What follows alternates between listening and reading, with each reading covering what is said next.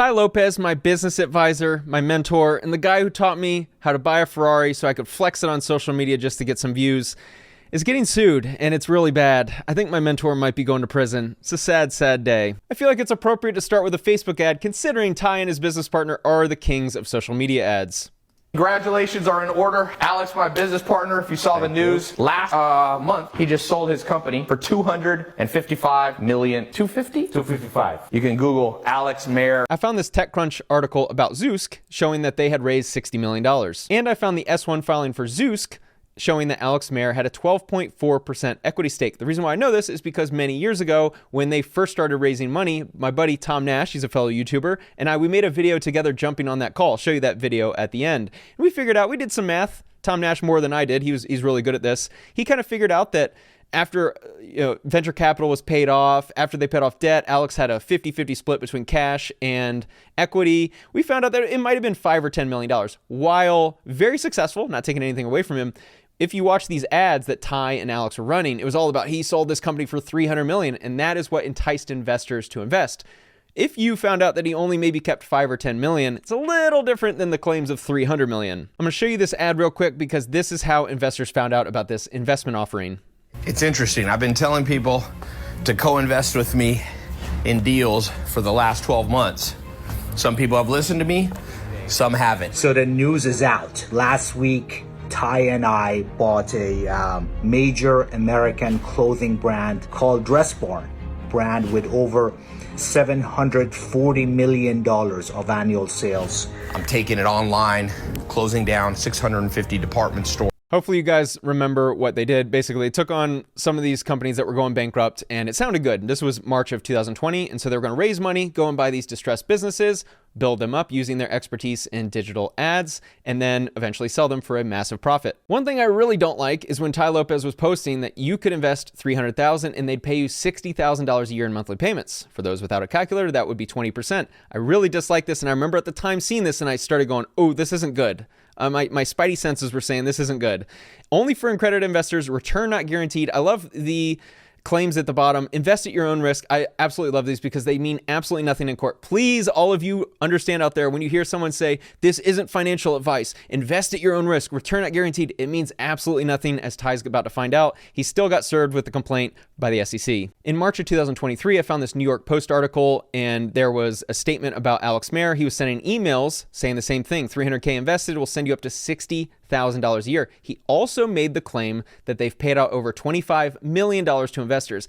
He forgot the important second sentence, which is that wasn't from profit, that was from other investor money. The complaint alleges that they raised a total of $230 million, approximately $112 million went to their 8 Rev retailer brands. So Rev is the company, the fund essentially, that was the company that went out and bought these distressed brands. Alex and Tai raised money for each specific brand in order to essentially buy it. The green dollar figure you see is the amount they raised for each brand. The bodybuilding.com does not have a number. That was not listed in the complaint, but I very strongly believe that they bought that brand as well. You can see that this is a lot of money that they were able to raise. Charts like this definitely make you a little squeamish. Annual interest rates, they were promising 12 to 25%. Monthly dividends of 1 to 1.5%, up to 2%. You may ask, why were they promising this? Tai claimed he was acquiring the businesses so cheaply as the reason that they were paying such high returns. What's confusing to me is the equity should come at the sale, not from the cash flow. The cash flow should be from profits. Take note of these dates. September 2022, there was a news article. Tuesday morning, a big brand gets a lifeline from Pier 1 owners. This is Rev, Tai, and Alex. They buy Tuesday morning, September 2022. I get this article sent to me February 15th, 2023. I remember seeing this. I still remember the day. There was someone I know who had actually been in litigation who had sued Tai Lopez before. He sent it to me and said, hey, this is alarming. And I remember seeing this going, oh, this doesn't sound good. 5 months later, that company's already filing for bankruptcy? Despite investors' repeated requests around February 2021 for the financial statements for Dress Barn, one of the brands that they invested in, Tai Lopez said the company was cash flow strong and not operating at heavy losses. This was false and misleading because Dress Barn, listen to this, everyone. They were experiencing losses of nearly $13.7 million and $10.7 million for the 2 years, 2020 and 2021. That is significant. But even worse is that the internal financial statements for Steinmart, another brand, show that they were experiencing net losses of nearly $1.7 million and $5.7 million for the same 2 years. So Tai was not showing the financial statements to investors who gave him money.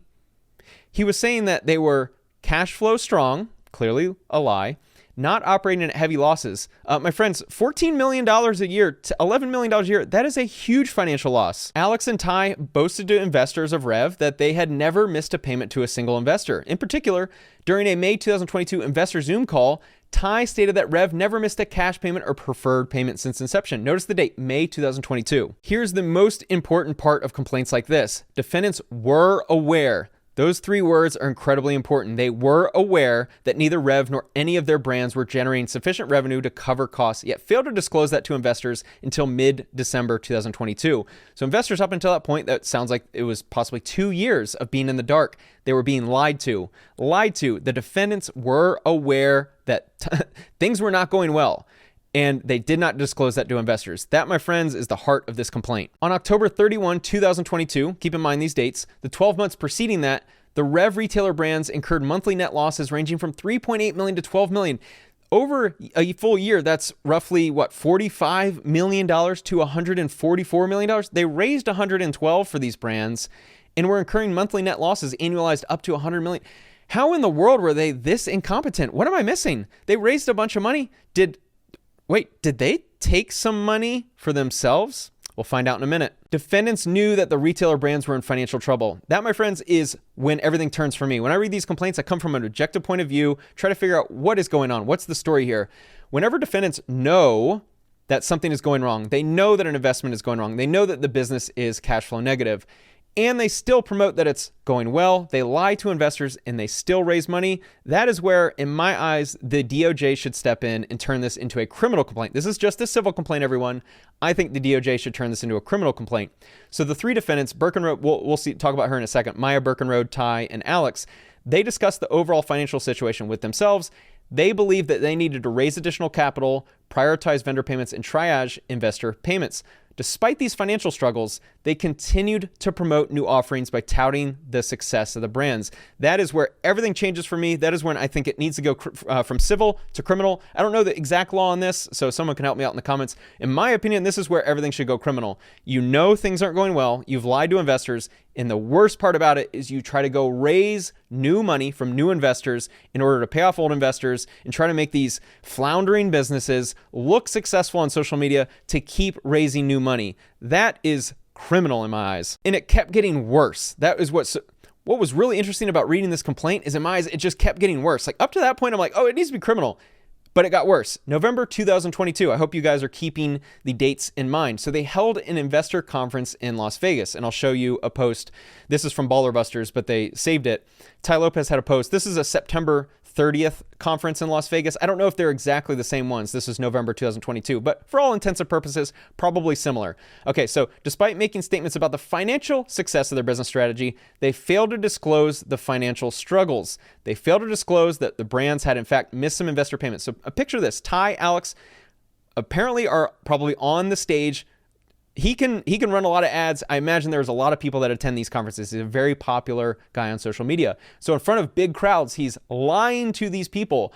They did not disclose that these brands were losing, $30 to $100 million a year. So instead of disclosing that, they said, hey, times are good. If you want to invest with us, I imagine, as the next paragraph alludes to, they got their email address and they immediately sent in November, right after the conference, November 2022, they solicited investment via email. Remember, during the middle of that year, they were already aware, they were made aware that the brands were struggling, that there was no cash flow to pay off investors. And in November 2022, they held a conference and lied to investors again by not disclosing the struggles of the companies, and then tried to raise money via email. But my friends, it gets even worse. However, immediately after the conference and post-conference emails, defendants stopped making investor payments and hosting investor calls altogether.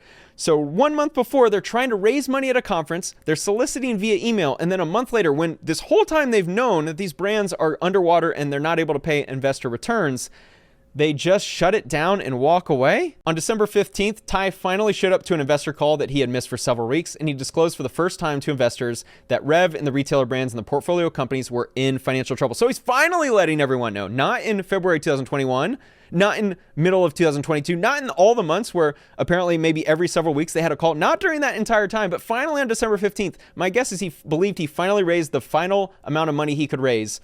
He finally disclosed that they were in financial trouble, they were unable to make investor payments, and that Rev's management was exploring restructuring or selling one or more of the portfolio companies. The scheme is finally toppling. Here's MentorBox's website, a company that Alex and Tai were running. I don't know the success of that company, but I think they were bringing in pretty legitimate revenue. And Maya Birkenrode, we're going to talk about her next. She's on the executive team. She was the chief content and process officer for MentorBox. She is also Tai's cousin. They dedicated an entire section just to Maya because it's important to note that she was listed as Rev's president, COO, chief risk, funny word, chief risk officer, who also served in an executive capacity for 2 companies. She was described on the website as having over 10 years of experience managing multi-million-dollar companies. The problem here is that there was no proof. Paragraph 58, the years before working as Rev's president and COO, Maya worked as a substitute preschool teacher, a promoter at a radio station, as an assistant to her cousin Tai in his online education company. It doesn't sound like she was managing multi-million-dollar companies. It sounds like she was just an assistant. I think some of you know what's coming next. The defendants improperly commingled investor funds to perpetuate the illusion that they were huge financial successes. How much, Spencer? How much were they taking? $16.1 million for themselves. I think this argument, this complaint changes a little bit if the defendants never take any money from themselves. If they don't enrich themselves, they never take money for personal use, they never commingle funds. I think that changes the argument a little bit, and I think the punishment is less severe. But once you find out that they take $1 or more, I think it changes when you have these companies that sounds like they were struggling massive financial losses, massive negative cash flow every month from the beginning. Within a year or two, these companies were darn near bankrupt. And yet they took $16.1 million. By my basic calculations, that's what, 15% of the money raised? 15%. Companies that were negative cash flow, that were going bankrupt, heading to bankruptcy, they took around 15% of the money raised, not of cash flow, of the entire money raised, 15%. They did it for themselves. What? To fly private, to have the nice car, Spencer. Duh, who doesn't want a Ferrari? That, my friends, is fraud. And that's where everything turns for me. That is where this absolutely becomes criminal. This next ad is something that Tai was running recently. He's throwing a mansion party. Tell me if this is LA to its core. At the new house, I put a link below. Mansion party, pool party, business mastermind, all in one.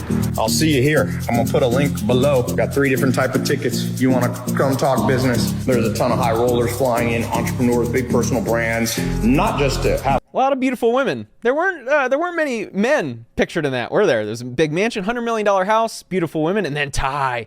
You know what's funny is I used to house hack, this thing where you buy a house and then you rent out all the rooms and you essentially live for free. Very good form of investing. Co-living is another word for it. What's ironic is Tai is house hacking his mansion, but just in a different way. Instead of having roommates, he throws parties.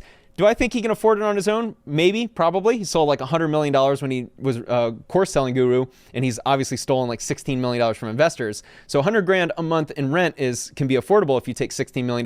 I just find it funny that in LA, this is a party in Beverly Hills, $100 million house that he's paying $100,000 a month for, but it's all from like investor money, selling courses, and it's all about business success, and I'm going to teach you how to run your business. But this guy's getting sued for $112 million by the SEC.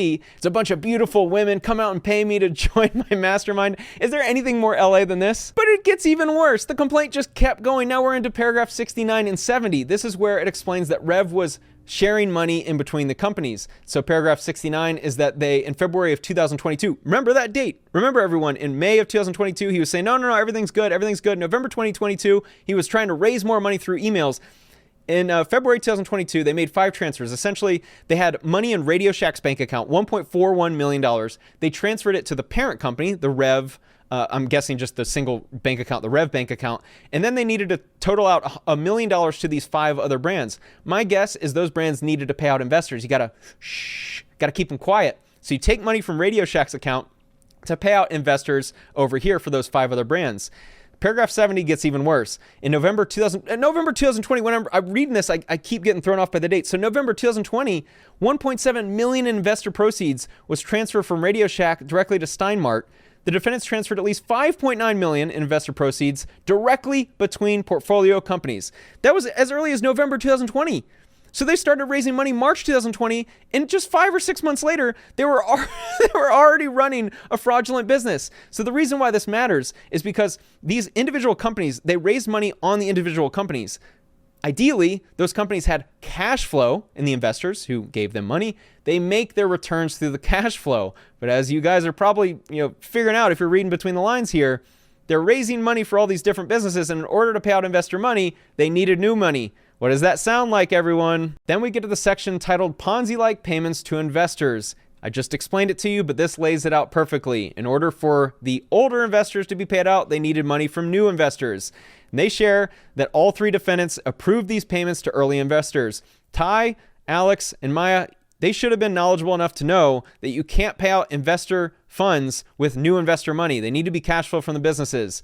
This is about as clear cut as it can get. In my eyes, this is a criminal complaint. This should be criminal, and the defendants should serve jail time. Again, lawyers, please comment in the section below if I am off here, but I don't know how you can only get hit with a civil fine. This is criminal. In another lawsuit, I was able to find the list of creditors here, and I'm under the impression that they're all accredited investors, and we know the amount, 112 million, but it's different when you see a name and a number. So I'm gonna scroll here on the screen. Some of these people put $1 million in. Some of them as low as just a couple grand, some of them 50, 100, 250,000, and it's just really sad because to my knowledge, these people lost everything. This is a lot of money. You can only hope that they lost money that they could lose, that hopefully all these people are multi-millionaires, and this was just fun money that they give to that social media clown, and maybe it'll turn into 20% returns. But these people lost a significant amount. Of interest, of note, Tai Lopez actually put in over $1 million, which I thought was interesting. But here's the list. My buddy Tom Nash, one of my closest YouTube friends, we made this video, I can't remember, maybe early 2021, and I'll kind of skim through. It's an older video. It's no longer on his channel because he's pivoted and he took down some of these older videos. But we ended up jumping on these investor calls. Now, it's a little longer video, so I won't play it for you, but it was really interesting. So we jumped on the call, and I'll show you here in just a second. And we were messaging Alex. He was doing these live streams, and we kept messaging him. And Tom, initially, he's really skilled at this, at valuing businesses. And he was asking very strong investor questions, like expert level, that I wouldn't have even thought of. And Alex kept getting triggered, and he kept kicking us off the call. And so we would then change our names. And after 2 or 3 times of getting kicked off, then we started ultra trolling because we realized, like, this is not good. What was really fascinating at this time, it was probably early to mid 2021. What was really fascinating is everything seemed good. They were running all these big ads about he sold a company for 300 million and it's Tai Lopez and they can generate these great returns for these businesses.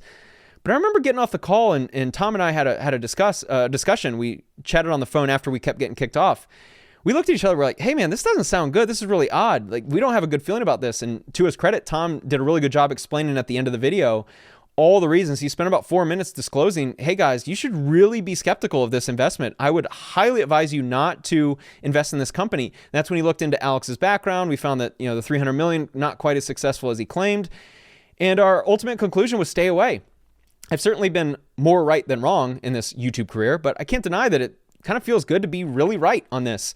This is certainly not the place to be like, I told you so, because that's not the intention. But looking back, it was really fascinating to have this experience in real time, feel like this is a really bad investment and that I was really skeptical. And then you start seeing the bankruptcy news articles on CNN. Oh, wow, the Pier 1 guys, Alex and Tai, wow, that company's going bankrupt. Over the years to see it each go bankrupt. And then I ultimately made a video in 2023 about this scheme and saying, like, dude, I'm skeptical, a little skeptical. I don't like the investment. And then here we are in late September 2025 to see an SEC complaint be the result of this. Really fascinating to see. Hope you enjoyed the video. Thanks so much for watching.